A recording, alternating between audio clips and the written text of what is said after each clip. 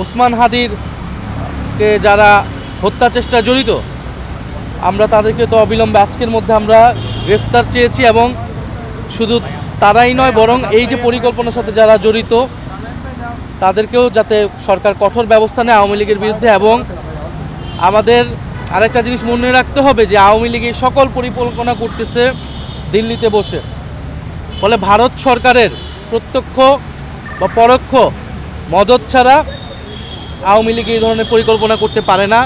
এই ধরনের তৎপরতা, জঙ্গি তৎপরতা তারা করতেছে। ফলে অবশ্যই ভারত সরকারকে, আমাদের এখানে যারা ভারতীয় দূতাবাস আছে তাদেরকে অ্যাকাউন্টেবল করতে হবে। সরকারের পক্ষ থেকে তাদেরকে ডেকে বলতে হবে যে সেখানে একজন মৃত্যুদণ্ডপ্রাপ্ত গণহত্যাকারীকে ভারত সরকার আশ্রয় দিয়ে অলরেডি তারা একটা নৈতিক অপরাধ করেছে। এখন তারা বাংলাদেশকে অস্থিতিশীল করার জন্য সেই আওয়ামী লীগকে তারা সহায়তা করতেছে। আমরা দেখেছি 5ই আগস্টের আগে ভারত আওয়ামী লীগকে প্রত্যক্ষ পরোক্ষভাবে সহায়তা করেছে, অবৈধভাবে ক্ষমতায় টিকে থাকতে সহযোগিতা করেছে, বাংলাদেশের রাজনীতিতে সবসময় হস্তক্ষেপ করেছে।